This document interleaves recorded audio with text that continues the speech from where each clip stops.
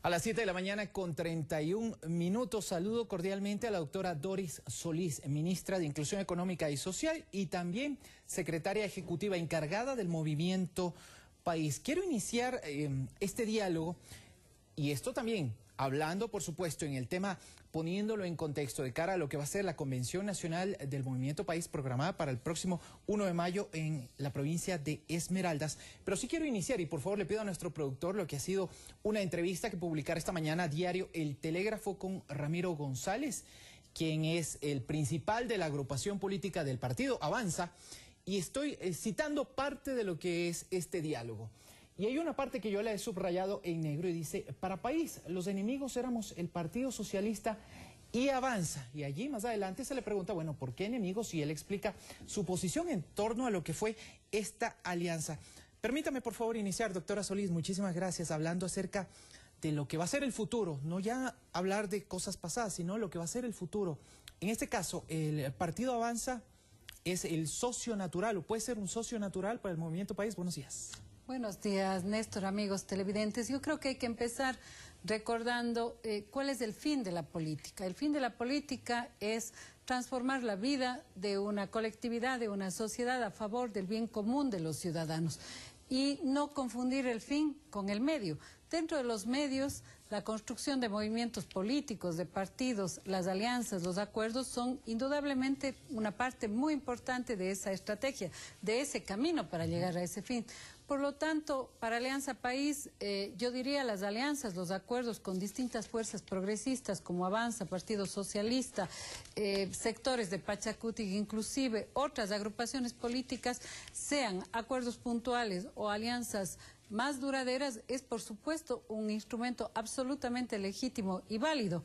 Y yo creo que en relación a la citada entrevista que usted señala, por supuesto nosotros estamos dispuestos a sentarnos con Avanza a tener una discusión política seria, que creo que pasa por revisar los comportamientos políticos de las dos agrupaciones, pasa por poner al centro la propuesta programática, qué es lo que queremos para el país, cómo estamos comprometidos en la práctica, en los hechos, con esta propuesta de la Revolución Ciudadana, de modo que sobre ello habrá que revisar los errores cometidos en el proceso electoral, el comportamiento, como señalo, de las dos fuerzas políticas y, por supuesto, enhorabuena si podemos ponernos de acuerdo para impulsar este maravilloso proceso de Revolución Ciudadana, que es nuestro fin en realidad. Aquí está la entrevista a la que yo me refería, por favor, si la podemos poner en pantalla, no sé si con la cámara número 2. Es una entrevista publicada por el diario El Telégrafo con el presidente. Compartimos absolutamente todo. Con la cámara número 3, me dicen. Correcto, aquí lo tenemos. Con el presidente compartimos absolutamente todo. Entrevista a Ramiro González. Está publicada esta mañana en diario El Telégrafo. Y seguimos dialogando con Doris Solís. Si me permiten, por favor. Listo, nuestro director de cámaras para exactamente. Muy bien. Sobre este mismo tema, doctora Solís, Ramiro González, y sí me llama mucho la atención, no entiendo por qué la agresividad contra Avanza y contra el Partido Socialista. Se supone que estamos en un proceso ideológico y que lo que importa es un proyecto. Usted ha ratificado aquello. Sin embargo, ¿qué pasó antes de las elecciones? ¿Hubo desacuerdos, malos entendidos o quizá algún personaje dentro del Movimiento País fue el que impidió estas alianzas? No, yo creo que claramente desacuerdos a nivel de los grupos y las fuerzas políticas, los líderes en cada una de las provincias. Hay que señalar con claridad, y Ramiro lo sabe porque es un político experimentado, las alianzas no se cocinan los últimos días de un proceso electoral. Si no ha habido acercamientos, un trabajo conjunto, fraterno, en las provincias entre las dos fuerzas políticas, es previsible que la alianza no sea exitosa días antes de la campaña. Y precisamente estos son los temas que estamos evaluando en los consejos políticos provinciales. Si es que durante todo el tiempo previo no existe un trabajo adecuado, integrado de dos fuerzas que potencialmente deberíamos ser aliadas y trabajar de manera conjunta, como señalo, no es posible tener expectativas de que funcione esto previo a una campaña electoral. Una es la condición electoral y otra es ya, digamos, la condición más política, programática, que es precisamente lo que el tiempo a futuro, como usted bien señalaba, nos va a permitir tratarlo con seriedad, con la profundidad requerida entre las dos fuerzas políticas. Doctora, ahora sí hablemos acerca de lo que va a ser esta convención nacional. ¿La reelección presidencial será el tema principal, el principal reto de cara a esta cita? No, la cuarta convención nacional tiene algunas metas importantes. En primer término, revisar la gestión de la directiva saliente, presidida por el compañero Galo Mora, que está, como él lo ha dicho, prorrogada en funciones más de 3 años.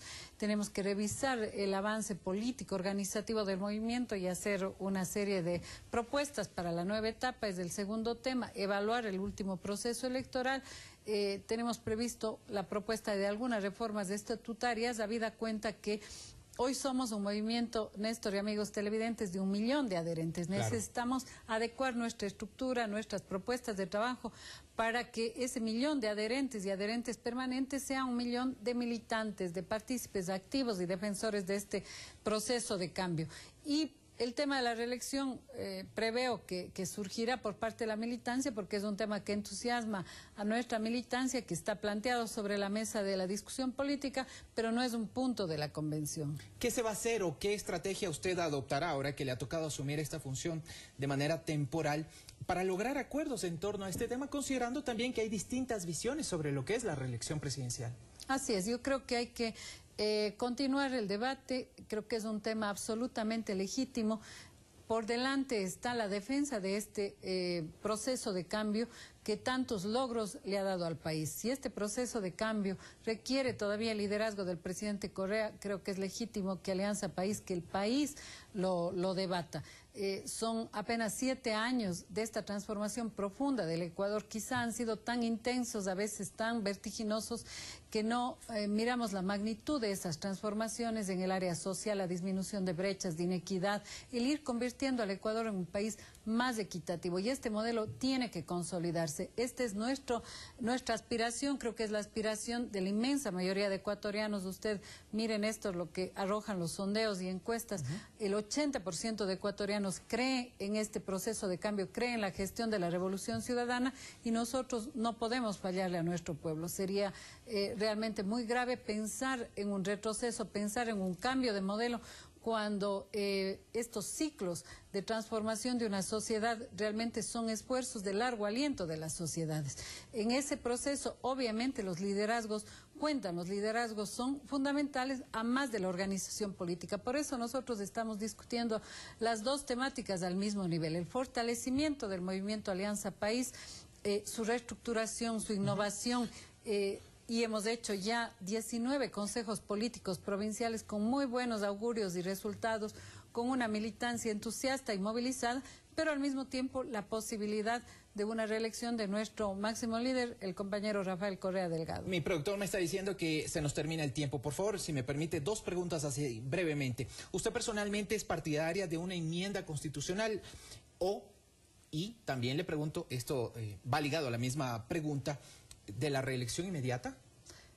Bueno, tal como he señalado, yo creo que si requerimos para este proyecto político la continuación de un periodo más de tiempo del presidente, nunca se ha hablado de reelección indefinida, de una reelección en este periodo o alternando un periodo, son opciones absolutamente válidas. Yo creo que lo que está al centro es no fallarle a nuestro pueblo, poder continuar este proceso de cambio que tanto ha dado a los ecuatorianos, que está construyendo y poniendo las bases de este Ecuador equitativo, justo, de este Ecuador para todos, y dentro de eso los medios, los mecanismos, incluyendo la reelección de un periodo, son medios absolutamente válidos, pero además, como ha señalado el secretario jurídico de la presidencia, se plantearía una enmienda en varios temas que son perfectibles en la Constitución, ¿no? Doctor, y finalmente, ¿hasta cuándo le durará el encargo?